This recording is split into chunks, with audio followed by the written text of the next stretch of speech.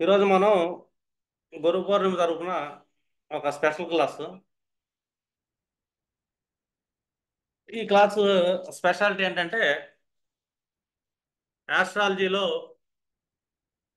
అసలు ప్రతి మనిషి ముఖ్యంగా దేన్ని పరిశీలించాలి. మన దగ్గరకు ఒక జాతక చక్రం వచ్చింది. ఒక జాతక చక్రం రాగానే ముందు వాళ్ళ జాతకంలో ఈశ్వరుడు ఏ ఏ సెక్టార్ని తీసుకెళ్తున్నాడు, శుభంగా ఏ ఏ సెక్టార్లో వీళ్ళకి పెయిన్ ఇస్తున్నాడు అనేది తెలియాలి. తెలియాలనుకోండి ముందు మనకి ఈశ్వరుడు యొక్క అవతారం తెలియాలి. ఇప్పుడు జ్యోతిష్యం అనగానే మనం ఏంటంటే ఇక్కడ ఈశ్వరుడు యొక్క జ్ఞాన జ్యోతి అని చెప్పొచ్చు. ఒకటి ఈశ్వరుడు యొక్క రాజ్యాంగం అనేది కూడా చెప్పొచ్చు జ్యోతిష్యం అంటే. ఇప్పుడు మనకు భారతదేశం ఉందండి.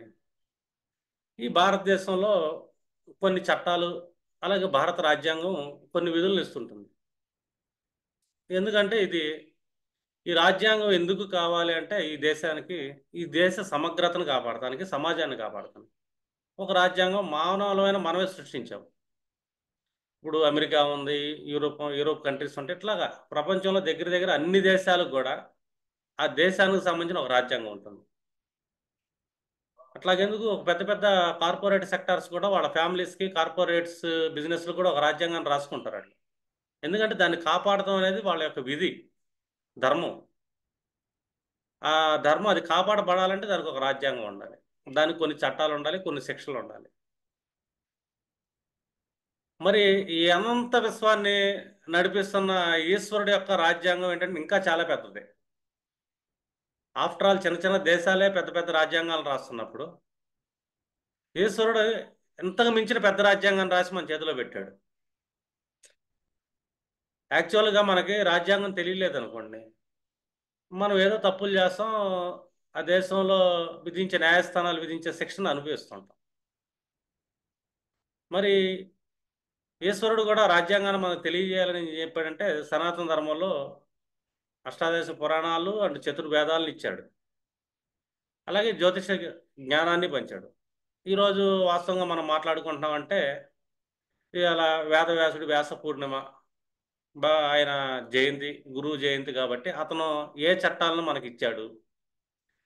వేదాలు అనగా చాలామంది ఏంటంటే ఏదో అనుకుంటారు, కానీ వేదాలు అనేది ఈ యూనివర్స్ని కాపాడటానికి మనకి కొన్ని బాధ్యతలు, కొన్ని కర్తవ్యాలు, అలాగే కొన్ని ఏదైతే ఉంటుందో కొన్ని విధులు ఏదైతే ఉండాలో విధులను దాటి వెళ్లకుండా ప్రవర్తించడం, ఇవన్నీ కొన్ని ఇచ్చాడు మనకి.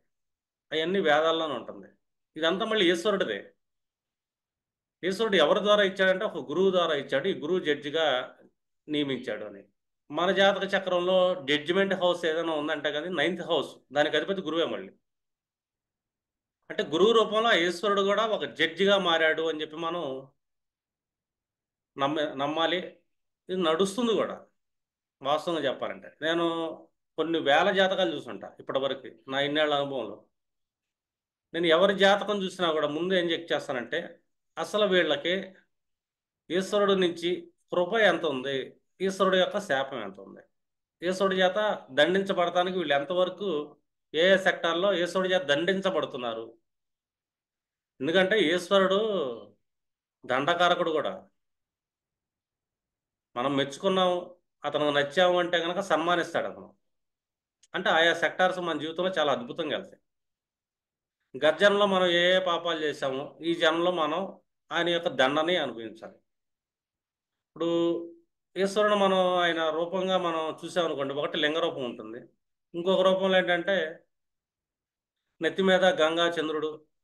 అంటే చంద్రుడు నెత్తి మీద ఉంటాడు, గంగా ఉంటుంది, అర్ధనారీశ్వరుడు. అవన్నీ ఒక ఎత్తు అయితే అతను ఒక చేతిలో డమరకం ఉంటుంది. ఈ డమరకం ఏంటంటే నటరాజు స్వరూపం అనమాట. అంటే మనిషిని ఆనందింపజేయడానికి, రవింపజేయడానికి ఆ డమరకాన్ని వాడతాడు ఆయన. ఇంకొక చేతిలో శూలం ఉంటుంది శిక్షించడానికి. దాన్ని ఆ శూలం ఏంటంటే 3 కొడలతో ఉంటుంది, త్రిశూలం అంటాం దాన్ని. ఈ త్రిశూలం ఏంటంటే ఆయనకు అవసరమా? ఆయన ఎవరిని శిక్షిస్తున్నాడు? శిక్షించడానికే శూలం ఆయనకి. ఆ శిక్షలు వేసేది మనకే. ఆ శూలంతో ఇబ్బంది పడేది మనమే. అంటే ఎవరినో అతను చంపడానికి కోసం శూలం అవసరం లేదు, కానీ మూడో కన్ను చాలు ఎవరినైనా భస్మం చేయడానికి. కానీ అతి చిన్న శూలం ఎందుకు అతనికి అని. ఎందుకంటే విధ్వంసం చేయాలంటే శివుడికి మూడో కన్ను ఉంది. శూలం ఎందుకంటే అది మన కోసమే ఆ శూలం అని. శూలం అంటే ఏంటంటే ఆ శూలం నొప్పి ఎలా ఉంటుందంటే చాలా పెయిన్గా ఉంటుంది అని. ఆ పెయిన్ మనకి ఎందుకు ఇస్తున్నాడు? ఎందుకంటే మనం రాజ్యాంగాన్ని, అతను రాసిన రాజ్యాంగాన్ని మీరి మనం ప్రవర్తిస్తున్నాం కాబట్టి శూల బాధ అనేది ఖచ్చితంగా అనుభవించాలి. ఇప్పుడు ఒక జాతక చక్రం రాగానే నేను ఫస్ట్ ఏం చేస్తానంటే వాళ్ళ జాతకంలో గురువు ఎక్కడ ఉన్నాడని చూస్తాను. ఆ గురువే న్యాయాధిపతి. అందరికీ న్యాయాధిపతి గురువే, ఎవరి జాతక చక్రంలో అయినా సరే. ఈ గురువు యొక్క పరిస్థితి ఎలా ఉంది అది చూస్తా. రెండు, శుక్రుడు ఎక్కడున్నాడు, శుక్రుడు యొక్క పరిస్థితి ఎలా ఉంది చూస్తా. ఈ రెండు మనకి ఎందుకంటే యూనివర్సల్ లా అని చెప్తున్నాయి అనమాట. అది గురు శుక్రులు ఇద్దరు మనకి ఈ యూనివర్సల్లో శివుడు ఎలాంటి రాజ్యాంగాన్ని రాశాడు, ఆ రాజ్యాంగాన్ని మీరితే మనకి ఎలాంటి కర్మలు వస్తుంది. ఫస్ట్ మనిషి కర్మలో ఏదైనా సరే, అది శుభకర్మలైనా సరే అశుభ కర్మలైనా సరే, మూడు విధాలుగా వెళ్తా ఉంటాయి. ఈ మూడు విధాలు చూస్తే కనుక మూడు గ్రహాలు గట్టిగా కారకత్వాలు తీసుకుంటున్నాయి. ఈ మూడు కారకత్వాలకి మొదట చూసుకున్నది మనస వాచ కర్మణ. అంటే మనిషి చేసే పాపాలు ఏదైనా సరే, అలాగే పుణ్యాలైనా సరే, మనసుతో చేస్తాం కొన్ని పనులు. రెండు, వాచం అంటే మనం మాట్లాడే మాటల ద్వారా ఒకరిని సంతోష పెడతాము, అదే మాటల ద్వారా ఒకరిని బాధ పెడతాము, ఒకరిని ద్వేషిస్తాము. మానసిక ద్వేషం మాటలో కక్కుతున్నాము అంటే రెండు గ్రహాలు మళ్ళీ యాక్టివేట్ అయిపోతుంది. ఇవన్నీ ఏంటంటే ఒక చెడు కర్మలు. మనం చేసే పని చెడ్డ పని అయి ఉండొచ్చు. మనకి అవతల వాళ్ళని భౌతికంగా కొన్ని పనులు మనం చెడు కార్యక్రమాలు చేసామనుకోండి, ఇది మళ్ళీ కర్మణ విధానంలోకి వస్తుంది. మానసికంగా చెడు కర్మలు చేస్తే దీనికి మానసిక కర్మలు అంటాం. ఇది మనస వాచ కర్మణ, ఈ మూడు కర్మలకి శిక్షణ విధించడానికి శివుడి దగ్గర మూడు శూలాలతో కూడిన త్రిశూలం ఉంటుంది. మూడు అంకుశాలు ఉంటాయి దానికి, త్రిశూలానికి. ఈ మూడు అంకుశాలతో అతను ఏం చేస్తా అంటే ఒక్కొక్కళ్ళకి ఏ అంకుశాన్ని వాడాలి అని చెప్పి అతనే చూసుకుంటాడు. మాట ద్వారా నువ్వు తప్పులు పనులు చేసావు గత జన్మలో, ఈ జన్మలో చేస్తున్నావు, నీకు ఎలాంటి శిక్ష వేయాలి. మనస్సు ద్వారా కొన్ని తప్పులు పనులు చేస్తున్నావు, నీకు ఎలాంటి శిక్షణ వేయాలి. అలా నువ్వు కర్మల ద్వారా తప్పుడు పనులు చేస్తున్నావు, ఎలాంటి శిక్షణ వేయాలి. ఇలా శివుడు ఏంటంటే మనల్ని ఖచ్చితంగా శిక్షిస్తూ ఉంటాడు. మనం ఏం చెప్తాం ఎంతకాడికి, మాయలో ఉంటాం. మాయని క్రియేట్ చేసేది ఎవరన్నా ఉంటారంటే కనుక సృష్టిలో దానికి శుక్రుడు అధిపతి. శుక్రుడు ఏంటంటే అతిపెద్ద మాయ. ఇప్పుడు మనం మాయ వెనకాల పడుతున్నామా, లేదు ఈ శివుడి యొక్క వెనకాల పడుతున్నామా, ఈ రాజ్యాంగ విధుల్ని, మన హక్కులే కాదు మన బాధ్యతలు, మనం ఏ ఏ బాధ్యతలు ఉండాలి అని మనకు రాజ్యాంగంలో ఎలా ఉంటుందో శివుడి యొక్క రాజ్యాంగంలో కూడా కొన్ని బాధ్యతలు చెప్పాడు. ఇవన్నీ మనకేంటంటే ఈ వేదిక పరాశరి మనం నేర్చుకుంటున్నాం అనుకోండి, వేదిక జ్యోతిషంలో ఇది స్పష్టంగా కనబడుతుంది మనకు. అంటే శివుడు ఎంత బలంగా మనకు మంచి చట్టాన్ని ఇచ్చాడు, జ్యోతిష జ్ఞానాన్ని. నేను చాలామందికి అంట, ఇది ఆస్ట్రాలజీ ప్రతి ఒక్కళ్ళకి తెలియాలి, ప్రతి ఒక్కళ్ళు నేర్చుకోవాలి అంట. ఎందుకంటే మనకి భూమి మీద జన్మించేటప్పుడే 4 వేదాలను పంపించాడు ఆయన. మీడియేటర్గా వేదవ్యాసుని వాడుకున్నాడు, ఆయనకు ఒక జన్మ ఇచ్చాడు. అలాగే మనకి కొన్ని ఆయన యొక్క జ్ఞానం ఏదైతే ఉందో, తను పార్వతికి ఏ జ్ఞానం అనేది చెప్పాడో అదే జ్ఞానం ట్రాన్స్లేట్ అవుతా అవుతా అవుతా ఈ వ్యాస మహర్షి నుంచి మనకి చతుర్వేదాలని మనకి భూమి మీదకి ఇచ్చాడు ఆయన. ఆ తర్వాత మనకి జన్మలు ఇచ్చాడు. ముందు చట్టాన్ని ఇచ్చాడు, జ్ఞానాన్ని ఇచ్చాడు, ఆ తర్వాత మానవ జన్మని ఇచ్చాడు. దీనికి తగ్గట్టు మనం ఎలా వెళ్తున్నాము. అట్ ద సేమ్ టైం సృష్టిలో మాయ అనేది మొదటగానే మాయ ఉంది, మాయ తర్వాతే మనకి ఈ ఖగోళం మొత్తం మొదలైంది. ఈ మాయ ఆహ్వానం మొత్తం ఏంటంటే శుక్రుడు రూపంలో మనకు ఉంటుంది. మనం దేని వెనకాల పడుతున్నాం, మాయ వెనకాల పడుతున్నామా, లేదా గురువు వెనకాల పడుతున్నాం. అంటే జ్ఞానం, ధర్మం వాటి వైపు ఉంది మన పరిస్థితి ఎలా ఉంది. ఇప్పుడు మీరు ఏదైనా ఒక జాతక చక్రంలో వాక్కు ద్వారా కొన్ని కర్మలు చేస్తున్నాం అనుకోండి. వాక్ అనగానే మీరేంటి, వాళ్ళ జాతక చక్రంలో బుధుడిని సెంటర్ చేయండి. బుధుడు ఎక్కడ స్థితి పొందాడు, ఈ బుధుడిని ఎవరెవరు చూస్తున్నారు. ఇప్పుడు బుధుడిని మనం చూసుకున్నాం అనుకోండి, ఒక జాతక చక్రంలో బుధుడిని శని చూస్తున్నాడు. ఇతను ఏంటంటే వాక్కు ద్వారా పీడించబడతాడు, వాక్కు ద్వారా అవతల వాళ్ళని పీడిస్తాడు కూడా అని చెప్పచ్చు, అంటే బాధిస్తాడు అని. రెండోది, కుజుడు కూడా చూస్తున్నాడు ఆ బుధుడిని. ఒక అశుభ గ్రహాలు చూస్తున్నాయి. అశుభ గ్రహాలు ఎవరెవరు ఉన్నారు మనకి, రాహుకేతువులు, శని, కుజులు, 4 గ్రహాలను అశుభ గ్రహాలుగా తీసుకుంటాం. వీళ్ళు ఎప్పుడైనా బుధుడి మీద దృష్టి పడుతుంది వాళ్ళ జాతక చక్రంలో, పడింది అనుకుందాం, అంటే కంజక్షన్ రూపంలో కానీ, ఈ బుధుడెళ్ళి ఆయా నక్షత్రాలు, అశుభ గ్రహ నక్షత్రాల మీద స్థితి పొందినా కానీ, ఈ అశుభ గ్రహాలు చూస్తున్నా కానీ, ఇది బుధుడిని, ఈ పర్సన్ నెగిటివ్గా మాట్లాడుతున్నాడు, అతని మాటల్లో నెగిటివ్ టేప్, అతని మాటల్లో ద్వేషాన్ని వెళ్ళగక్కుతున్నాడు, మాటల ద్వారా ఇతరులని పీడిస్తున్నాడు.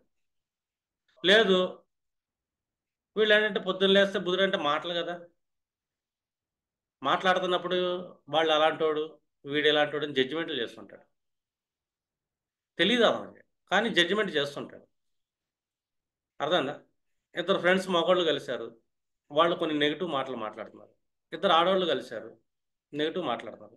అత్త మీద విషం కక్కొచ్చు, మరదళ్ళ మీద, వదిలి మీద విషం కక్కొచ్చు, బావల మీద కక్కొచ్చు, ఇరుగు పొరుగు మీద విషం కక్కొచ్చు. వీళ్ళకి ఒక వ్యసనం మాట్లాడతారు. పురుషులు కూడా అంతే, వీళ్ళు ఏం తక్కువ తిరల.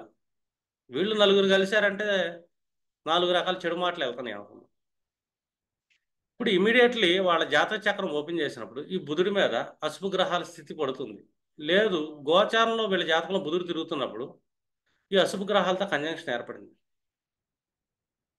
ఖచ్చితంగా వీళ్ళకి ఆ బుధుడు ఏ భావానికి అధిపతి అయితే ఆ భావాలు వీళ్ళ జాతకంలో కోల్పోతారు. ఇప్పుడు మేష లగ్నానికి 3, 6 అధిపతి, కనిష్ట సోదర వర్గం ఖచ్చితంగా ఇబ్బంది పడుతుంది. ఒక పర్సన్ మేష లగ్నంలో పుట్టాడు, అందరి గురించి నెగిటివ్గా మాట్లాడుతున్నాడు, అందరి గురించి నెగిటివ్గా చెప్తున్నాడు. ఇక్కడ 3వ భావాధిపతి బుధుడయ్యాడుగా, 6వ భావాధిపతి బుధుడే. ఇతని తర్వాత కనిష్ట సోదరి పుట్టింది అనుకుందాం, ఎందుకంటే బుధుడు స్త్రీ జన్మకి కారకుడు అవుతాడు, సోదరి వర్గానికి, సోదర వర్గానికి కుజుడు కారకుడు అవుతాడు. ఇతను కనిష్ట సోదరి వర్గం ఖచ్చితంగా కష్టాలు పడిద్ది, సమస్యలు అనుభవించిద్ది అని చెప్పొచ్చు. రెండోది, ఇదే సోదరి వర్గం వల్ల కూడా ఇతను కూడా రేపొద్దున ఫ్యూచర్లో కష్టాలు అయితే పడతాడు, అందులో అసలు సమస్య లేదు. లేదు, తను మాట్లాడే మాటల వల్ల కనీస సోదరి వర్గం కాదు, బుధుడు కారకత్వం ఉంది స్త్రీ సంతానానికి. వాళ్ళు కర్మకాలి ఆడపిల్లలను కన్నారు, వీళ్ళకి నెగిటివ్ మాట్లాడటం అలవాటైంది, తల్లికైనా సరే తండ్రికైనా సరే. ఖచ్చితంగా వాళ్ళ ఆడపిల్లలు సఫర్ అవుతారు, ఆరోగ్యపరంగా సఫర్ అవుతారు, వాళ్ళ జీవితాలు సఫర్ అవుతాయి. ఫైనల్గా అదే ఆడపిల్లల చేత వీళ్ళు వ్యతిరేకించబడి వీళ్ళు సఫర్ అవుతారు. ఇది సత్యం. అది, ఈ సత్యాన్ని ఎవరు తప్పలేదు, ఎందుకంటే ఇది శివుడు రాజ్యాంగం. ఇది, దీన్ని వాగ్దోషము అంటాం. అంటే మనం చేసే వాక్కు కర్మ ద్వారా వాళ్ళ జాతక చక్రంలో బుధుడు ఏ భావాలుగా ఆధిపత్యం. ఇప్పుడు నవమభావం అయ్యాడు బుధుడు తులాలగ్నం, తండ్రి ఖచ్చితంగా కష్టాలు పడతాడు, తండ్రి వల్ల వీళ్ళు కష్టాలు పడతారు, తండ్రి వీళ్ళని ఒక స్టేజ్లో ద్వేషిస్తాడు కూడా. కారకత్వంలో వీళ్ళు స్త్రీ సంతానానికి అన్నారు, ఆ స్త్రీలు ఖచ్చితంగా కష్టాలు పడతారు. వాళ్ళు వైవాహిక కష్టాలు పడవచ్చు, వేదన పడవచ్చు, అనారోగ్య కష్టాలు పడవచ్చు, చాలా రకాలుగా. దాంట్లో ఎవరు తప్పిలేరు, ఎందుకంటే ఇది వాక్కు దోషం అంట. అంటే శివుడు ఏంటంటే తన త్రిశూలంలో ఒక శూలం చేత వీళ్ళకి పెయిన్ ఇస్తున్నాడు, వీళ్ళు అనుభవించాలి శిక్షని, ఎందుకంటే వీళ్ళు వాక్కుని అశుద్ధంగా చేశారు అని. దాంట్లో అసలు డౌటే లేదు, ఎందుకంటే వాళ్ళు చేసిన కర్మ అది. లేదా సూర్యుడు అశుభ గ్రహాల చేత వేధించబడుతున్నాడు, సూర్యుడు అనగానే మన తండ్రి కారకత్వం తీసుకుంటాం, ఏ భావ కారకత్వమైనా తీసుకుంటాం. ఒక శని చూస్తున్నాడు సూర్యుడిని. సూర్యుడు అనగానే మనం ఇక్కడ ఏం చేస్తాం? ఎవరికి కారకత్వం? అతను ఆత్మకి కారకుడు. అంటే వీళ్ళ ఆత్మ అనేది పీడించబడుతుంది, ఖచ్చితంగా పీడించబడుతుంది. శని సూర్యుడు వైపు చూస్తే గనక, సూర్యుడు కంజంక్షన్ అయినా కానీ, ఇంకో రెండు అశుభ గ్రహాల కంజంక్షన్ అయితే వీళ్ళ ఆత్మ ఖచ్చితంగా పీడించబడిద్ది. కారకత్వంలో వీళ్ళ తండ్రి పీడించబడతాడు, తండ్రితో ద్వేష విద్వేషాలు వచ్చే ఛాన్స్ ఉంటుంది. పుత్ర సంతానం అయితే వీళ్ళకి ఇన్ కేసు కలిగితే కనుక వీళ్ళ పుత్ర సంతాన జీవితాలు కష్టాల పాలవుతారు, వీళ్ళ పుత్ర సంతానం వల్ల వీళ్ళు పీడించబడతారు. ఇది కూడా సత్యమే. ఒకసారి కాదు, ఈ సత్యం 3 సార్లు చెప్తాను నేను. ఎందుకంటే ఇది ఈశ్వరుడు చట్టం, ఈశ్వరుడు రాజ్యాంగం. ఎందుకంటే ఇక్కడ ఒక కర్మ ద్వారా కర్మ దోషం చేస్తే, కర్మ దోషానికి కారకుడు ఎవరవుతాడు? శని అవుతాడు. వీళ్ళు కర్మ దోషం చేశారు. ఈ శని ఎక్కడ చూస్తుంటే వాళ్ళని, వీళ్ళు చేసిన కర్మ దోషం వల్ల ఆయా సెక్టార్లు పీడించబడతారు. ఇంకా సూర్యుడు ఏ భావాధిపతి అయితే ఆ భావాధిపతి కూడా పీడించబడతాడు. కుంభలగ్న సప్తమాధిపతి భారీగా సూర్యుడు కూర్చుంటాడు. వృషభ లగ్నానికి తల్లి అయింది. శని కనెక్షన్ ఏర్పడింది. కుజుడు చూస్తున్నాడు సూర్యుడిని, రాహుకేతులు చూస్తున్నారు, ఖచ్చితంగా పీడించబడతారు. అక్కడ దాగేందుకు ఒక బుధుడు రాహుతో కనెక్ట్ అయ్యాడు అనుకోండి. రాహుతో కనెక్ట్ అయితే వీళ్ళు కొద్దిగా అబద్ధాలు ఆడే అవకాశం ఉంటుంది. ఊరికి అబద్ధాలు ఆడతారు. బుధరాహులు కాంబినేషన్. బుధుడికి రాహు 159 యాక్సెస్ పడింది. బుధుడు రాహు నక్షత్రం కూర్చొని ముందు అబద్ధం ఆడేస్తారు వీళ్ళు, చిన్న విషయాలు కూడా. ఇన్ కేసు రాహుకు మోసగుణం కూడా ఉంది. ఇదే రాహు బుధుడు కాంబినేషన్లో ఒక శని గను కుజుడు గను కూర్చున్నారు అనుకోండి, వీళ్ళు ఏంటంటే మోసం కూడా చేస్తుంటారు. ఇప్పుడు ఆన్లైన్ మోసం చేశారు అనుకోండి, ఆన్లైన్ ఫ్రాడ్స్ చేసే ఛాన్స్ ఉంటుంది. కానీ పాపం ఎక్కడ పోదు, అది దాని శిక్ష దానికి ఉంటుంది. ఎందుకంటే శివుడు రాజ్యాంగంలో తను త్రిశూలధారి, అర్థమైందా? ఖచ్చితంగా శిక్షిస్తాడు ఆయన. దాన్ని తప్పించుకోలేము మనం. కర్మ ఫలాన్ని ఏ జ్యోతిష్యుడు, ఏ వేద పండితుడు, ఏ బ్రహ్మ తప్పిలేడు. కర్మ ఫలాన్ని అనుభవించాల్సిందే. ఇది 100%. నేను తప్పిస్తానని ఏదైనా జ్యోతిష్యుడు చెప్పాడంటే మీ కర్మ ఫలాన్ని, అది పెద్ద ఫ్రాడ్. అర్థమైందా? లేదా ఏదైనా పండితుడు నేను మహాయజ్ఞాలు చేస్తాను, మీ కర్మఫలాన్ని తీసేస్తానంటే అది ఇంకా మహా ఫ్రాడ్. ఎందుకంటే కర్మఫలం శివుడు రాజ్యాంగంలో శిక్ష రాసి ఉంటుంది కాబట్టి కాంబినేషన్స్లో వీళ్ళకి జాతకాలు వస్తాయి, వీళ్ళు ఖచ్చితంగా అనుభవిస్తారు. ఎందుకంటే ఇక్కడ శుద్ధి అనేది జరగకుండా, పశ్చాత్తాపం అనేది జరగకుండా మన అహంకారాలతో ఎన్ని రెమెడీలు చేసినా కూడా అది ఫలితాన్ని ఇవ్వవు. శిక్షను అనుభవించాల్సిందే మనం. ఎందుకంటే రాజ్యాంగం అంత స్ట్రాంగ్గా ఉంటుంది, శివుడు రాజ్యాంగం. ఆ రాజ్యాంగాన్ని మనకి ఇచ్చాడు ఆయన, వేదాల రూపంలో ఇచ్చాడు, వేదిక జ్యోతిష రూపంలో ఇచ్చాడు. ఎందుకంటే వేదాలు కాకపోయినప్పటికీ ఒక బృహత్పరాశర హోరా శాస్త్రాన్ని కొన్ని 100 సార్లు మీరు చదవండి, దాంట్లోంచి ఒక వేద జ్ఞానం మీకు అర్థమవుతుంది. శివుడి యొక్క రాజ్యాంగాన్ని మీరు అండర్స్టాండ్ చేసుకోగలుగుతారు. 100 సార్లు చదవాలి మీరు దాన్ని, అది అర్థమయ్యేంత వరకు రాజ్యాంగం. ఎందుకంటే మీరు ఆస్ట్రాలజర్స్ కదా. ఆస్ట్రాలజర్స్ అంటే మీకు ఫస్ట్ తెలియాల్సింది ఏంటంటే శివుడు రాజ్యాంగం గురించి తెలియాలి, కర్మ సిద్ధాంతం బలంగా తెలియాలి. అసలు శివుడు అంటే ఎవరు? జ్యోతిషంలో ఎక్కడ కూర్చున్నాడు ఆయన? శిక్షించడానికి కూర్చున్నాడా, రక్షించడానికి కూర్చున్నాడా, గురువు రూపంలో కూర్చొని ఉంటాడు. జూపిటర్ ప్లేస్మెంట్ ఎక్కడ ఉందో చెక్ చేయండి మీరు జాతక చక్రం. ఈ జూపిటర్ ఎవరి చేత పీడించబడుతున్నాడో చూడండి.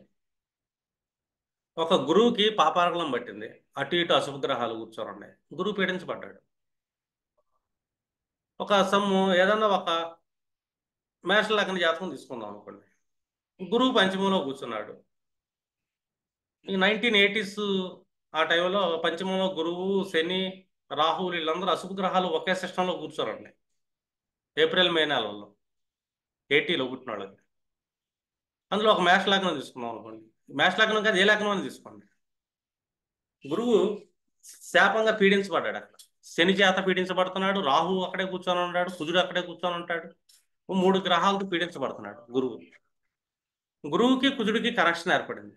గురువు అంటే ఏంటి? ఇక్కడ మనకి జీవాత్మ. మనకి జీవాత్మ ఎవరు? మళ్ళీ శివుడే. ఈ శివుడు వీళ్ళకి కుజుడితో కనెక్ట్ అవటం వల్ల శిక్షణ అయితే ఇస్తున్నాడు. కుజుడు అశుభ గ్రహం కనెక్ట్ అయిందిగా, లేదా అశుభ గ్రహం మీద అతను స్థితి పొందాడుగా. లేదా శని చూస్తున్నాడు, కుజుడు కనెక్ట్ అయ్యాడు, పేడైతే ఉంది ఇతనికి.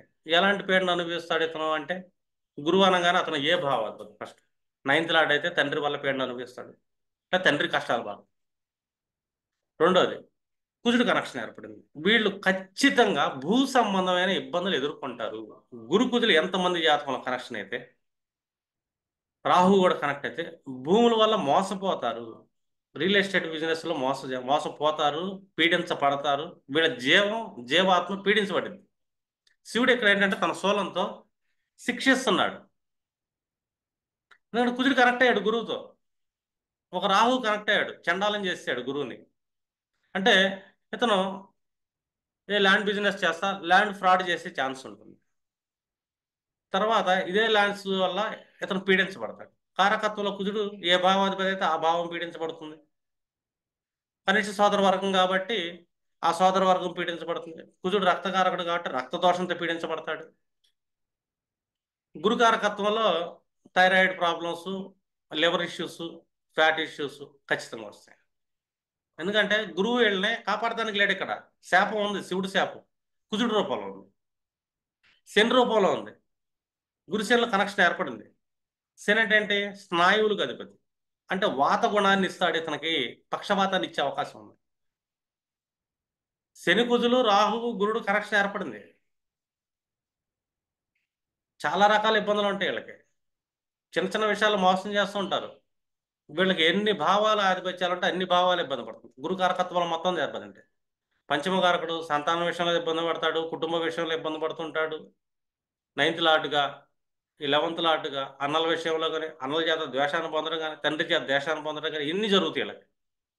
ఎందుకంటే గురుడు శపిచ్చాడు ఇక్కడ. అంటే శివుడి యొక్క శాపం, శివుడి యొక్క శూలబాధ అనేది వీళ్ళు అనుభవిస్తున్నారు అని. ఈ జ్ఞానాన్ని కూడా మనకి మీడియేటర్ వ్యాసుడి రూపంలో శివుడు మనకు అందించాడు వేదాల్లో. మనం చేసే కర్మలేంటి అంటే, ఇక్కడ కర్మరూపేణ శిక్షణ అనుభవిస్తున్నాడు. తన త్రిశూలంతో పెయిన్ని ఈ మానవుడికి ఇస్తున్నాడు. అతని జాతకంలో అతను తప్పాడు నియమాన్ని. ఆ నియమాన్ని తప్పాడు కాబట్టి ఖచ్చితంగా ఇక్కడ అతను శిక్షణ అనుభవించాలి. ఎందుకంటే ఫస్ట్ ఎప్పుడైనా సరే ఈశ్వరుడు ఆశీర్వాదం ఎంత ఉంది.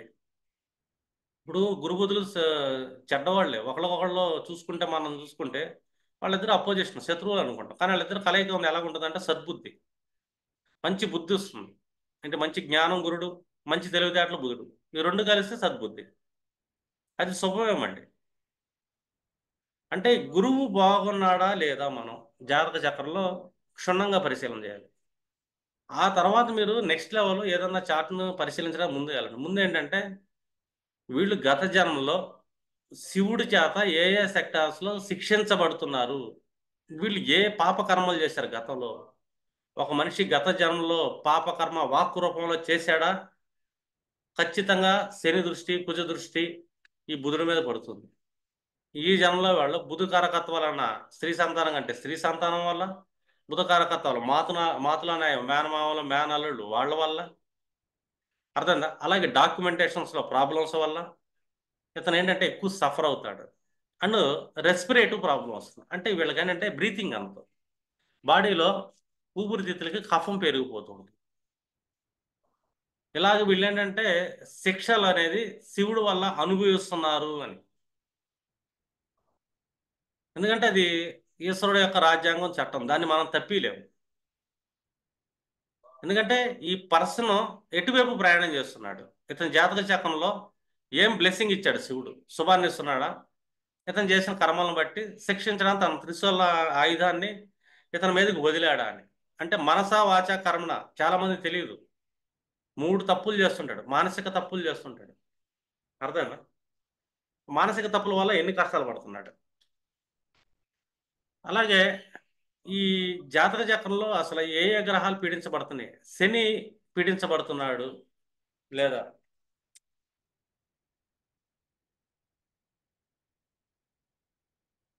శని ఎవరెవరిని పీడిస్తాక రెడీగా ఉన్నాడు. ఒకటి ఆత్మకారకుడైన రవి అక్కడ పీడించబడుతున్నాడు. అంటే ఇక్కడ ఆత్మ పీడించబడుతుంది, వీళ్ళకి మోక్షాన్ని వెళ్ళనీయకుండా. రాహుతో పీడించబడుతున్నాడా, కుజుడితో పీడించబడుతున్నాడా, వీళ్ళ ఆత్మ ఎక్కడెక్కడ కష్టపడుతుంది. అలాగే జీవాత్మ గురుడు ఏ సెక్టార్లో ఇబ్బంది పడుతున్నాడు, ఎందుకు పీడించబడుతున్నాడు. గురువు పీడించబడుతుంటే ఈశ్వరుడు యొక్క శిక్షలను అనుభవిస్తున్నాడు ఇతను. అంటే ఈశ్వరుడు శిక్షణ ఎందుకు అనుభవిస్తున్నాడు అంటే ఇతను ఏ దోషం చేశాడు, కర్మదోషాలు ఏం చేశాడు. అప్పుడు ఆయా గ్రహాల యొక్క కారకత్వాల దోషాల వల్ల ఈ జన్మలో ఈ అశుభ గ్రహాలకి కొన్ని కారకత్వాలు ఉంటాయి. శనికి 2 భావాలకు ఉంటాయి, కుజుడు 2 భావ కారకత్వాలు ఉంటాయి. అర్థమైందా? రాహుకేతులు కూడా డిఫాల్ట్ కారకత్వాలు ఉంటాయి. వీళ్ళ దృష్టి గురువు మీద పడింది, గురువుతో కంజంక్షన్ అయ్యారు. వాళ్ళకి ఇప్పుడు ఈ లగ్నాత్తు ఏ ఏ భావాలైని ఆ భావాలకు సంబంధించిన పీడ ఖచ్చితంగా ఉంటుంది. గురువు ఏ భావాలకు అయ్యాడో ఆ భావాలకు సంబంధించిన పీడ ఉంటుంది. ఇది అక్షర సత్యం. జ్యోతిష్లో దీన్ని తప్పిలేం మనం. ఏ ఆస్ట్రాలతో తప్పిలేడు. ఇది కర్మఫలం, పృచ్చకుడు అనుభవించాల్సింది. ఎందుకంటే తన చట్టాన్ని మీరాడు కాబట్టి. అలాగే బుధుడు వాక్కు రూపం. బుధుడు ఏ భావకారకత్వాలు అయ్యాడు, ఏ గ్రహాలు పీడిస్తున్నాయి ఆ గ్రహ కారకత్వాలు. మళ్ళీ కుజుడు పీడిస్తుంటే కుజుడు యొక్క కారకత్వాలు కూడా ఉంటాయి, శని పీడిస్తుంటే శని కారకత్వాలు. ఇలాంటి పీడలన్నీ ఇతను అనుభవిస్తున్నాడు ఈ జన్మలో. అంటే ఇతను గత జన్మలో చేసిన దోషం ఏంటంటే వాక్కు దోషం. అదే ఈ జన్మలో కూడా ఇతనికి ఉంటుంది. ఆ వాసన జన్మ జన్మలో మనిషి యొక్క వాసన పోదు, గుణాలు పోవు. ఎన్ని జన్మలైనా అతని గుణం తనతో పాటు వస్తూనే ఉంటుంది. అలాగే తన యొక్క జ్ఞానం కూడా జన్మ జన్మలో ట్రావెల్ అవుతూనే ఉంటుంది. గుణము జ్ఞానము రెండు ఏంటంటే, భూమి మీద వస్తువులు, ఆస్తులు, గీస్తువులు, బంధువులు అందరూ పోతారు. కానీ మనం చేసిన కర్మ, మన గుణము, మన జ్ఞానము, ఈ మూడు ఏంటంటే మన ఆత్మతో ప్రయాణం చేస్తుంటాయి. మళ్ళీ జన్మలు ఎత్తడానికి మళ్ళీ మనం కర్మలు చేస్తుంటాం. అందుకే అంటాం యాస్ట్రలాజికల్ జ్ఞానం, శివుడి యొక్క రాజ్యాంగ చట్టం అనేది ప్రతి ఒక్కరికి తెలియాలి. ఆ కర్మలు చేయకూడదు ఫస్ట్. గతంలో చేసిన కర్మలు అనుభవిస్తున్నప్పుడు మళ్ళీ పెయిన్తో ఇంకొక చెడు కర్మ చేయకూడదు. ఒకళ్ళు మనల్ని తిడుతున్నారు అనుకుందాం, ఒకళ్ళు మనల్ని అవమానిస్తున్నారు. అది మన అన్నదమ్ములు అవ్వచ్చు, అక్క చెల్లెళ్ళు అవ్వచ్చు, తల్లిదండ్రులు అవ్వచ్చు, ఇరుగు పొరుగు బంధువులు, మన ఆఫీసులో పని, వీళ్ళే కదా మన చుట్టూ ఉండేది. వీళ్ళ వల్ల మనం అవమానాలు పొందుతున్నాం, తిట్లు పడుతున్నాం. అంటే మనం తిరిగి తిట్టాల్సిన అవసరం లేదు. ఆల్రెడీ తిట్లు పడుతున్నాం అంటే అది మన కర్మ. అది గతంలో మనం చేసిన పాపం వల్ల ఈ జన్మ శిక్షణ అనుభవిస్తున్నాం. వాళ్ళు తిట్టారు, వాళ్ళు అన్నారు, మనం వాళ్ళకి సమాధానం చెప్పాలి కదా. చెప్పకపోతే మర్యాద ఉండదుగా. మన అహంకారం ఏమైపోతుందని చెప్పి మనం ఏంటంటే తిట్టడం మొదలు పెడతాం. ఎప్పుడైతే మనం కర్మను చేయడం మొదలు పెడుతున్నామో అంటే ఇక్కడ మన కర్మ కరగట్లా, పైపెచ్చు ఆ కర్మకి ఇంకొక కర్మను మనం యాడ్ చేసుకుంటాం వల్ల మళ్ళీ ఖచ్చితంగా వీటికి సంబంధించిన ఇబ్బందులు పడతాం. ఒక తండ్రి అంటాడు, మా అమ్మాయి చాలా కష్టాలు పడుతుందండి, మా అమ్మాయి జీవితం ఏంటి అంటాడు. ఒక తల్లి వచ్చింది, మా అమ్మాయికి బాగోలేదండి, డైవర్స్ అవుతుందండి, మా అమ్మాయి సంసార జీవితం బాగోట్లేదండి, మా అమ్మాయి కష్టాలు పడుతుంది. ఒక తల్లి అడిగింది నన్ను, అమ్మాయి జాతకం కాదమ్మా, ముందు నీ జాతకం చూద్దామంట. నేను ఈమె జాతకం చూస్తాను, ఈమె జాతకంలో ఖచ్చితంగా దోషం ఉంది. మీరు ఇట్లా మాట్లాడతారు కదమ్మా, ఇట్లా అంటుంటారు కదా, వాళ్ళ గురించి జడ్జిమెంట్లు చేస్తుంటారు కదా, మెత్తగారి గురించి జడ్జిమెంట్ చేస్తారు, ఆడబడ్డ గురించి జడ్జిమెంట్ చేస్తుంటారు, వాళ్ళని పైపెచ్చి తిడుతూ ఉంటారు, మనసులో ద్వేషాన్ని కప్పుతుంటారు. ఇన్ని చేస్తున్నప్పుడు నువ్వు ఆడపిల్లలు కన్నప్పుడు ఆడపిల్ల కష్టాలు పడకుండా ఎందుకు ఉంటుంది అంట. ఆ పెయిన్ నువ్వు అనుభవించాలి. ఈ పిల్ల కష్టాలు పడాలి, ఈ కష్టాలను చూడాలి, ఈ పెయిన్ మళ్ళీ నువ్వు అనుభవించాలి. ఒక గురుడు అష్టంభావంలో కూర్చున్నాడు, మృత్యు స్థానంలో కూర్చున్నాడు. మృత్యు అంటే ఈ జాతకుడికి ఎవడో. అతను తన దృష్టి ఎక్కడ చూస్తున్నాడు, సప్తమ దృష్టి ద్వితీయ భావం చూస్తున్నాడు. తన కుటుంబంలో ఎవరో వ్యక్తి చనిపోవటం వల్ల తను పెయిన్ అనుభవించాడు. అష్టంభావంలో కూర్చున్న గ్రహం పంచమ దృష్టి ఎక్కడికి వేస్తుంది, వ్యయ భావానికి వస్తుంది. బాగా క్లోజ్గా ఉంటే అత్తగారు చనిపోతారు, మేనత్త, మళ్ళీ పెయిన్ అనుభవించింది. తను ఎక్కడో ఇన్వెస్ట్మెంట్ చేస్తుంది, ఆ డబ్బులు మొత్తం పోతాయి, ఎవడికో అప్పిస్తుంది, ఆడు ఎక్కొడతాడు, మళ్ళీ ఆ పెయిన్ అనుభవించాలి. ఖచ్చితంగా అనిపించాలి. నవమ దృష్టి చతుర్థ భావాన్ని చూస్తుంది గురుడు అష్టమ భావంలో కూర్చొని. చతుర్థ భావంలో ఎవరుంటారు, తల్లి ఉంటుంది. తల్లి వచ్చి తిట్టిద్ది, పెయిన్ అనుభవించాలి. తల్లికి అనారోగ్యం వచ్చింది, పెయిన్ అనుభవించాలి. చివరికి తల్లి చచ్చిపోద్ది, ఆ పెయిన్ ఇంకా భయంకరంగా అనుభవించాలి. ఎందుకంటే గురువు కూర్చుంటా కూర్చుంటా అష్టమ భావంలో కూర్చున్నాడు, మృత్యు స్థానంలో. చెడిపోయాడు అతను. గురువు 6, 8, 12 భావాలు కూర్చొని చెడిపోయాడు. అంటే శివుడి శాపం అక్కడ ఉంది. అతని దృష్టిలో ఎక్కడెక్కడ పడుతుందో ఆ భావాలకు సంబంధించిన పెయిన్ ఖచ్చితంగా వీళ్ళు అనుభవించాలి, వీళ్ళ కర్మఫలం అది. ఎందుకంటే గర్జనంలో తను చేసిన కర్మ వల్ల ఇది. ఇన్ కేసు అదే గురుణ్ణి శని కుజుడు చూశాడు మళ్ళీ, ఇది ఇంకా బాగా మ్యాజిక్. ఇంకా ఎక్కువ పెయిన్ ఉంటుంది వీళ్ళ వల్ల. వీటిని తప్పిలేమా అంటారు మళ్ళీ, కర్మఫలాన్ని తప్పిలేవు. మీరు మీ కర్మ ఫలానికి పశ్చాత్తాపపడి మళ్ళీ అలాంటి కర్మలు ఈ జన్మలో చేయకుండా మీకు మీరు మారితే ఆ శివుడు అనేది కొద్ది గొప్ప తగ్గించుకుంటాడు. నేనేం చెప్తాను, శివజపం చేసుకోండి అంట. ఒకటి, మనకేంటంటే వాక్కు అశుద్ధం అయిపోయింది. మాటలు గత జన్మలో చేసాం, ఆ శుద్ధంతోనే ఈ జన్మలోకి మన వాక్కు వచ్చింది. ఈ జన్మలో కూడా మన వాక్కు అశుద్ధంగా వెళ్తుంది. ఇప్పుడు వాక్కును మనం ఏం చేయాలంటే శుద్ధం చేసుకోవాలి. వాక్ శుద్ధి అంటాం మనం ఇక్కడ. వాక్ శుద్ధిని ఎలా చేయాలి? అవకాశం దొరికినప్పుడల్లా, మాట్లాడాలని అనిపించినప్పుడల్లా మనం శివజపం చేసుకుంటాం. శివుడి గురించి తలుచుకుంటా ఉండండి. ఎందుకంటే చట్టం రాసింది ఆయనే కాబట్టి, లాక్ వేసింది ఆయనే గట్ట, లాక్ ఆయనే తీయాలి కాబట్టి, శిక్షించింది ఆయనే గట్ట, శిక్షణ తగ్గించాల్సింది కూడా ఆయనే కాబట్టి శివుడి జపం చేసుకుంటా కూర్చుంటే వాక్కు శుద్ధి జరిగింది.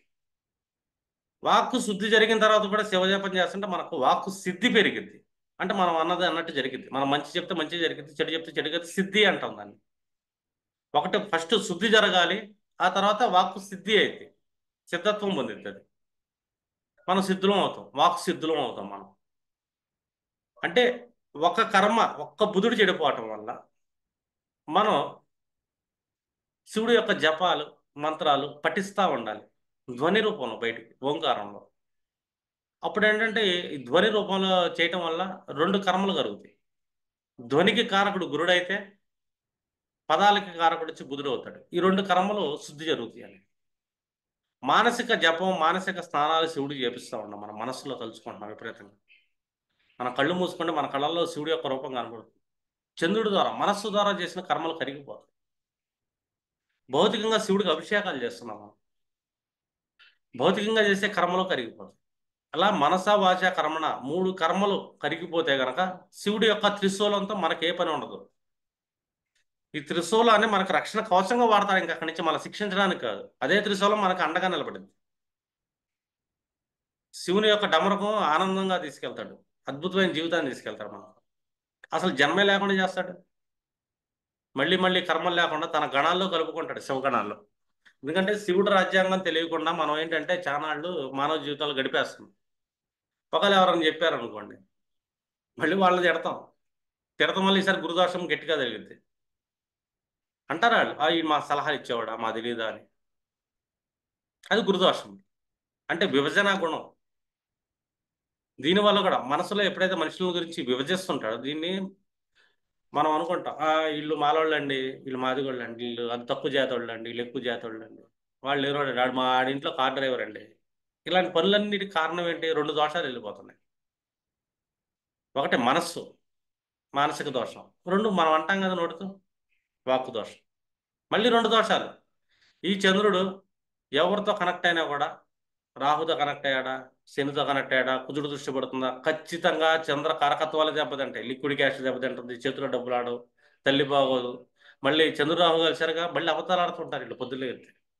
మానసిక అబద్ధాలు ఆడుతూ ఉంటారు, లోపగుణాన్ని చూపిస్తుంటారు, మళ్ళీ పీడించబడతారు, మానసిక భయం వెంట ఆడుతూ ఉంటుంది. ఇంత మానసిక పీడలు జరుగుతున్నప్పుడు శివుడికి అభిషేకం చేయండి అని నేను ఒక రెమెడీ ఇచ్చాను అనుకోండి, చేస్తే తగ్గిద్దండి. ఎన్ని రోజులు చేయాలో చెప్పండి అంటారు. మళ్ళీ రోజులు లెక్కేస్తారు. మాకు అసలే పెద్ద కర్మను పెట్టుకొని పుట్టావు, గత జన్మ కర్మ ఈ జన్మలోకి వచ్చిందంటే అది జన్మ మొత్తం మిమ్మల్ని వేధించింది అని మీ జాతక చక్రంలో కూర్చుండిపోయింది. అది నీ పుట్టుకతో జాతక చక్రంలో ఒక గ్రహాలు చంద్రరాహులు కాంబినేషన్ కూర్చుంటే అది ఎప్పుడు పోతాయి. నువ్వు పోతే కానీ పోయిద్ది. అండ్ నువ్వు పోయేదాకా అభిషేకం చెయ్యి అంటారు నేను. నీ ఆయుష్ అయిపోయేదాకా అభిషేకాలు చేయాలి, అదే రెమెడీ. దీనికి అడుగుతారు ఏంటంటే ఎన్ని రోజులు చేయాలండి అంటారు. అది పెద్ద కామెడీ. ఎందుకంటే వీళ్ళ ఒక పెద్ద కర్మను తెచ్చుకొని పుట్టారు, మానసిక దోషం అనేది పెట్టుకున్నారు, మానసికంగా మోసం. గత జన్మలో ఎవరైతే వాళ్ళు మనస్సుతో ఎదుటి వాళ్ళ మనస్సుని మోసం చేశారో, ఈ జన్మలో ఈ రాహు చంద్రుడితో కనెక్ట్ అయ్యారు. వాళ్ళు మోసం చేసినప్పుడు అవతల వాళ్ళు బాగా పీడించబడ్డారు, నమ్మించి మోసం చేశాడు ఇతను. అతను మనసుని బాగా ఇబ్బంది పెట్టాడు, పీడ కనిపించాడు. ఈ జన్మలో శని చంద్ర రాహులు కూడా కలిసి కూర్చుంటారు. ఒక మనిషిని మానసికంగా బాగా పీడించాడు ఒక మనిషి. అతని మనసు పీడను అనుభవించేదాకా ఇతను పీడించాడు. ఇతని జాతకంలో శనిచంద్రులు కలిసి కూర్చుంటారు. ఇతను ఈ మానసిక పీడను అనుభవించాలి. కారకత్వంలో తల్లి పీడను అనుభవించింది. అర్థమైందా? ధనానికి, ప్రయాణానికి చాలా ఇబ్బందులు పడుతుంటారు. తినే తిండికి కూడా పీడను అనుభవించాలి. గొంతు దిగదు, నోట్లో ముద్దెళ్తే గొంతు దిగడానికి చాలా కష్టపడాలి. ఎప్పుడు అనుభవిస్తారు ఆ బాధని అంటే వృద్ధాప్యంలో. శని వృద్ధుడిగా వృద్ధాప్యంలో గుటక మింగనీయడు. తక్కువ కాదు, ఎక్కువ మానసిక బాధని పీడని అనుభవించే విధంగా చేస్తుంటాడు. ఎందుకంటే అది శివుడి జడ్జిమెంట్. అది నువ్వు గర్జనలో చేసావు, ఈ జన్మలో ఈ కాంబినేషన్తో నువ్వు పట్టు, నువ్వు అనుభవించు, నా సోల బాధ నువ్వు తిను. జ్ఞానాన్ని కూడా ఇచ్చాడు ఆయన మన మీద, జాలి దయ తెలిసి చతుర్వేదాలను ఇచ్చాడు. మనం చాలా మంది అలా ఏమనుకుంటాం, వ్యాసపూర్వం శుభాకాంక్షలు చెప్పుకుంటాం. అసలు వ్యాసుడు శివుడి దగ్గర నుంచి ఏ జ్ఞానాన్ని తెచ్చాడని చెప్పి ఆలోచిస్తామా? నేర్చుకుందామని ఎవరికి ఉండదు. లోపగుణాన్ని ప్రవర్తిస్తుంటారు ఒకళ్ళు. గురువులు మోసం చేద్దాం అనుకుంటారు, గురువులు తిడతా ఉంటారు. గురు రాహులు కాంబినేషన్ ఉంటుంది. గురువు కుజుడు రాహు కాంబినేషన్ ఒక జాతకంలో ఉంది. అతను గురువుని తిడతాడు, ఈ జన్మలో గర్జన్మలో కూడా తిట్టాడు. ఈ జన్మలో ఖచ్చితంగా అతను కుజుడుకు సంబంధించిన ఇబ్బందులు అనుభవిస్తాడు. బ్లడ్ రిలేటెడ్ ఇష్యూస్ అనుభవిస్తుంటాడు, ల్యాండ్ ఇష్యూస్ అని అనుభవిస్తుంటాడు. ల్యాండ్ ఇష్యూస్లో మళ్ళీ అవతలలో మోసం చేద్దాం అనుకుంటాడు. ఇలా కుజుకారకత్వంలో ఈ జన్మలో మోసం చేయాలనుకుంటాడు, మళ్ళీ పీడన అనుభవిస్తాడు ఖచ్చితంగా. గురు కారకత్వాలు అనేది దెబ్బతింటాయి. గురు కారకత్వాలు ఏమంటే పంచమ కారకత్వం, కళ్ళ ముందు పిల్లలు చనిపోతారు, ఆ పీడన అనుభవించాలి అతను.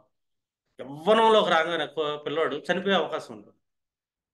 గర్జనలో కర్మం తెచ్చుకొని పుట్టాడు ఈ జన్మలో, గురువు కుజుడు రాహు కాంబినేషన్లో. ఈ జన్మలో కూడా అదే మోసం చేస్తున్నాడు మళ్ళీ. యువకులను మోసం చేస్తున్నాడు ఈ జన్మలో. యువకులు మనకు ఎక్కడ దొరుకుతారు? ఒక కాలేజీ సెక్టార్, ఒక 18, 19, 20 ఏళ్ళు యువకులు అంటాం, కుజురాధీనం.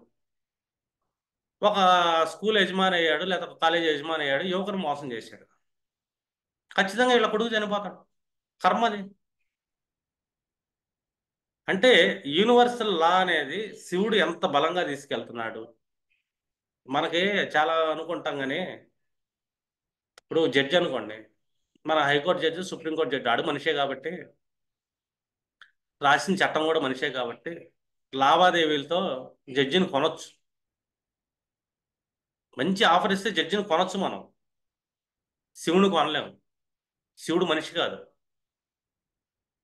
శివుడు మనిషి కాదు, చట్టం చేసింది. యూనివర్సల్ చట్టం చేసింది దేవుడు. దేవుడు కొనే కెపాసిటీ మనిషికి లేదు. దేవుడు మొక్కోలే అంతేగాని కొనలేము మనం. మనకు అనుకూలంగా మార్చుకోలేం. జ్యోతిష్యం అంటే చాలా మంది ఏంటంటే, ఇక్కడ గ్రహం ఉంది ఏం చేద్దాం, అక్కడ ఈ గ్రహం ఉంది ఏం చేద్దాం అంటే, జ్యోతిష్ శాస్త్రం అంటే శివుడి యొక్క చట్టం అది. శివుడి యొక్క రాజ్యాంగం. నువ్వు గర్జన్మలో ఏ ఏ కర్మలు చేసుకొని పుట్టావు, ఈ జన్మలో గురువు ఎక్కడ దెబ్బతిన్నాడు, బుధుడు ఎక్కడ దెబ్బతిన్నాడు, ఇదంతా ఇది ఈశ్వరుడి చట్టం. ఇప్పుడు ఇంకోటి ఉంటుంది. ఇదంతా ఒక ఎత్తు అయితే మళ్ళీ మనం ఏం చేయాలి? నమ్మకూడదుగా దేవుడిని. దేవుడు చట్టాలు తెలిస్తే మనం తప్పించుకుంటాం కదా.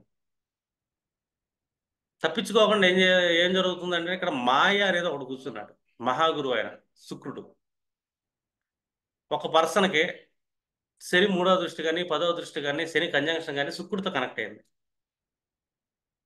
ఇతని కర్మ చేస్తుంటాడు ఈ జన్మలో, డబ్బే ప్రధానం అంట కర్మ చేస్తుంటాడు. డబ్బే లోకం, డబ్బే శాశ్వతం అంటాడు, సుఖాలే శాశ్వతం అంటాడు.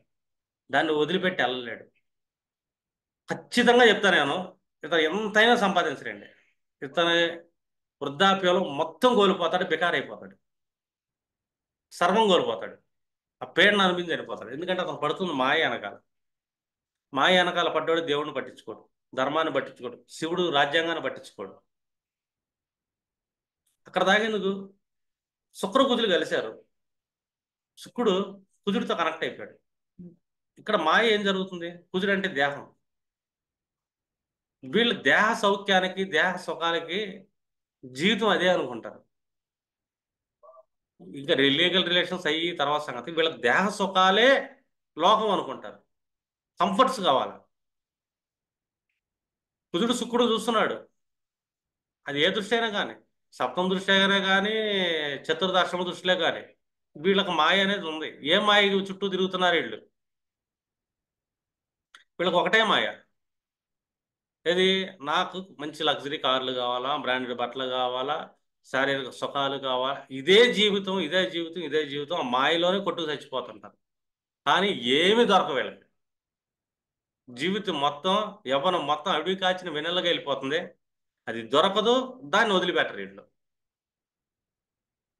పీడను ఖచ్చితంగా అనుభవిస్తారు వీళ్ళు. మహాపీడ అంటుందండి. అందులో రాహు కనెక్ట్ అయ్యాడు. అది ఇంకా విపరీతంగా పెరిగింది. ఏదైనా చేసి అనుభవిద్దాం అనుకుంటారు వీళ్ళు. సర్వం అదే లోకం అనుకుంటారు. డ్రగ్స్ కూడా వెళ్ళి ఎడిక్ట్ అయి ఉంటుంది. డ్రగ్సే లోకంలో ఉంటుంది. కుజరాహులు శుక్రుడు కాంబినేషన్ ఎడిక్ట్ అయిపోతారు దేనికో దానికి. డ్రింకింగ్ కానీ డ్రగ్స్కే కానీ సర్వం అదే లోకం అనుకుంటారు. ఇంక వేరే జీవితం లేదు. ఈ శివుడు లేదు, గివుడు లేదు, ఈ రాజ్యాంగాలు ఏమీ లేవు, నాకు ఇదే జీవితం అంటాడు. ఆ మాయలో పడతాడు. శుక్రుడు ఏ గ్రహంతో కనెక్ట్ అయితే మాయ. బుధ శుక్రులు కలిశారు, తనకు ఒక స్త్రీ సంతానం ఉంది, ఆ సంతానమే జీవితం, అదే మాయలో ఉండిపోతాడు. తన సంతానం కోసం ఏదన్నా చేద్దాం అనిపిస్తుంటుంది అతను. ఈ మాయని ఛేదించడానికి వాళ్ళ జాతకంలో శుక్రుడు సూర్యుడు కనెక్షన్ అయితే ఈ మాయని సూర్యుడు తన తేజస్సుతో విచ్ఛిన్నం చేయగలుగుతాడు. చేసే అవకాశం ఉంటుంది వీళ్ళ జీవితంలో. సూర్యుడు 159 కనెక్షన్ కానీ కంజంక్షన్ కానీ శుక్రుడితో పడ్డాడు అనుకోండి, ఇన్ కేసు ఆల్మోస్ట్ మాయ ఛేదన అనేది జరిగింది. వీళ్ళకి సుఖాలు దొరకకుండా భౌతిక సుఖాల మీద విరక్తి కలిగే అవకాశం ఉంటుంది. అంటే ఈ మాయని మనిషి ఎందుకు తప్పించుకోలేడు? సృష్టి మొదలవ ముందే మాయ మొదలైంది. ఆ మాయ మళ్ళీ తర్వాత విష్ణు భార్యగా లక్ష్మీదేవిగా అవతారం చెందింది. ఆ తర్వాత శుక్రగ్రహంగా మారింది, మన జాతక చక్రంలో వచ్చి కూర్చుంది. అంటే శుక్రుడు ఎక్కడ కూర్చున్నాడు, ఎక్కడ చూస్తున్నాడు, అక్కడ మనకు ఒక మాయను సృష్టిస్తాడు ఆయన. అంటే అదే లోకం అన్నట్టు మనల్ని తీసుకెళ్తుంటాడు. మన విచక్షణ జ్ఞానాన్ని చంపేస్తాడు అతను. అంటే ఈ మాయా లోకంలో మనం ప్రయాణం చేస్తున్నాం. ఆ మాయ చుట్టూ తిప్పి తిప్పి తిప్పి మనల్ని పీడిస్తూ ఉంటాడు. శని పీడ శుక్రుడి వైపు చూస్తున్నాడు. మాయలో పడ్డాం. డబ్బు కావాలి, లగ్జరీలు కావాలి, బంగాళాలు కావాలి. దానికోసం మనశ్శాంతి అంతా కోల్పోయి, సుఖాలు కోల్పోయి, సంతోషాలు కోల్పోయి, దేవుణ్ణి మర్చిపోయి కష్టపడతాడు, డబ్బు సంపాదిస్తాడు, మొత్తం కోల్పోతాడు. ఎందుకంటే శని మొత్తాన్ని తీసేస్తాడు, ఏమి లేకుండా చేసి పీడిస్తాడు. శని ఏంటి? పీడని ఇవ్వాలి. శుక్రుడు కుజుడు రాహు కలిశాడు. స్త్రీ లోకం కావాలనుకుంటాడు, లేదా సెక్సువల్ మాయ కావాలనుకుంటాడు, ఫిజికల్ మాయ కావాలంటే దీనికి దొంగతనాలు చేయడానికి ఇష్టపడతాడు. ఒక కుర్రాడికి కుజుడు రాహు శుక్రుడు కలిశాడు, కర్మ లేదు. ఆ కుర్రాడు తను డిజైర్స్ కోసం దొంగగా మారే అవకాశం ఉంది. ఆ దొంగగా మారిన తర్వాత ఖాళీగా కూర్చుంటాడా? స్టేషన్లో పెట్టి లాకౌలో పెట్టి 4 ఖాళీ చేతులు ఎరక్కొట్టిస్తాడు మళ్ళీ. అంటే ఇక్కడ ఎలాంటి మాయ వైపు మనిషి వెళ్తున్నాడు? ఎందుకు అదే లోకం అనుకుంటాడు? శుక్రచంద్రులు కలిశారు. లిక్విడ్ క్యాష్, జర్నీలు చేయడం బాగా ఇంట్రెస్ట్, అచ్చేద్దాం ఇచ్చేద్దాం అంటాడు. తల్లే ఎడిక్ట్ అయిపోతాడు, తల్లి మాయలో ఉండిపోతాడు. తల్లే ప్రపంచం అనుకుంటా ఉంటాడు. అర్థమైందా? డబ్బే ప్రపంచం అనుకుంటాడు. అంటే కంఫర్ట్ జోనే ప్రపంచం అనుకుంటాడు. మళ్ళీ పీడన అనుభవిస్తాడు. తల్లి వెళ్ళిపోయిన తర్వాత ఇతను బాగా పీడించబడతాడు. మానసిక పీడ ఎక్కువ ఉంటుంది. అంటే మానసిక వ్యామోహాలకి ఎక్కువ మాయలో పడిపోతాడు. కుజుడు శారీరక వ్యామోహాలకు మాయలో పడతాడు. శని డబ్బు ధనం సంపాదిద్దాం, నాకు పేరు కావాలి, ప్రఖ్యాతులు, అధికారం కావాలి, ఈ మాయలోకి వెళ్ళిపోతుంది. అంటే ఒక మనిషిని శుక్రుడు ఎలాంటి మాయలో పడేస్తున్నాడు? అర్థమైందా? శివుడు ఎలాంటి శిక్షలు ఇస్తున్నాడు? అసలు శివ రాజ్యాంగం అంటే ఏంటి, జ్యోతిష్యం అంటే ఏంటి అని చెప్పి శివుడు ఏంటంటే పార్వతీదేవికి చిలక చెప్పినట్టు చెప్పాడు. అది ట్రాన్స్లేట్ అయ్యి అయ్యి అయ్యి మన చేతికి పురాణాల రూపంలో, వేద రూపంలో, ఈ పరాశర శాస్త్రాల రూపంలో మన చేతిలో పడింది రాజ్యాంగం. దీనిని మనం అండర్స్టాండ్ చేసుకుంటే మనం ఏ మాయ వెనకాల పడకూడదు. మానసికంగా మన కర్మలేంటి? మనం ఒకళ్ళ కడుపును పుట్టాము. ఇక్కడ మనకు కొన్ని బాధ్యతలు ఉంటాయి. తల్లిదండ్రులు పెంచాలి. మనం ఒకళ్ళని కన్నాం, వాళ్ళ అవసరాలు తీర్చాలి. ఎంతవరకు అంటే వాళ్ళకి రెక్కలు తెగి ప్రాణం నిలబడేదాకా తల్లిదండ్రులే, వీళ్ళకి రెక్కలు వచ్చి ఎగిరేదాకా పిల్లలే. ఎందుకంటే మనం పెరిగే తల్లిదండ్రులు రెక్కలు అనేది తెగిపోతుంది. రెక్కలు లేని పక్షికి మనం ఎంత ఫుడ్ పెట్టాలో, రెక్కలు వచ్చే పక్షికి రెక్కలు ఎగిరేదాకా మన పిల్లలకి అంత మంచి చెడు చూడాలి. ఇది మన ధర్మం, కర్తవ్యం. అది ధర్మాలను నిర్వర్తించాలి. అలాగని మాయ వెనకాల పడకూడదు. మాయ సర్వం అనకూడదు. అలాగని మనం ఇది త్రికరణ దోషాలను చేయకూడదు. మనసా వాచా కర్మ, ఈ దోషాలు చేసి శివుడి యొక్క త్రిశూలానికి బలి అవ్వకూడదు. అంటే మిగిలిన సమయం మనం ఏం చేయాలి అంటే గతంలో చేసిన కర్మలకి, వాక్కు కర్మలకి ఏమో జపం ద్వారా, మానసిక భక్తి ద్వారా, అలాగే భౌతిక అభిషేకాల ద్వారా, ఇలాగా త్రికరణ శుద్ధిగా త్రికరణ కర్మలను మనం చేసుకుంటే కనుక వాటి యొక్క శుద్ధి అనేది జరిగింది. అంటే నెక్స్ట్ జన్మకి మనకి ఈ కర్మలు ఉండవు. ఒకటే అర మిగిలిన తీసేస్తాడు బాబు. కొత్త కర్మలు పుట్టవు. కొత్త కర్మలు పుట్టవు, మన కర్మలు రాకుండా ఉండాలంటే అది అయ్యే పని కాదు. అంటే ఏంటి ఇక్కడ గ్రహాల కాంబినేషన్స్ నడుస్తూ ఉంటాయి, అవి మనకు అనుభవించే అవకాశం లేనప్పుడు దేవుడు ఏం చేస్తాడంటే మనకు జన్మనే అవ్వడం. యూనివర్సల్ సిస్టంలో గ్రహాల కాంబినేషన్ నడుస్తున్నప్పుడు మనకి ఏ కర్మలు లేనప్పుడు అతను మనకు జన్మ ఇవ్వాల్సిన అవసరం లేదు కదా. జన్మ ఉండదు ఇంక మనకి. మనకి ఏ జన్మ అయినప్పుడు ఏం చేస్తాడంటే మన శక్తినిచ్చి తన గణాల్లో కలుపుకుంటాడు. అంటే మనం ఏ మాయకి వెళ్ళం అప్పుడు భూమి మీద పుట్టిన తర్వాత. ఎందుకంటే మాయతోనే మనం పుడతాం. తల్లి గర్భంలో ఒక మాయ ఉంటుంది, ఆ మాయతో మనం పుడతాం. ఈ శుక్రుడు మాయలో పడతాం. అంటే మాయ అంటే ఏంటి, నిజం అంటే ఏంటి అని చెప్పేసి మనకి ఆస్ట్రాలజీ చెప్తుంది. 99% ఆస్ట్రాలజర్స్ ఇది తెలుసుకోకుండా జ్యోతిష్యం చెప్తానికి సిద్ధపడతారు. మాకన్నీ తెలుసుంటారు. ఎందుకంటే ఈశ్వరుడు చట్టం తెలియకుండా మనం జ్యోతిష్యంలో అడుగు పెట్టకూడదు.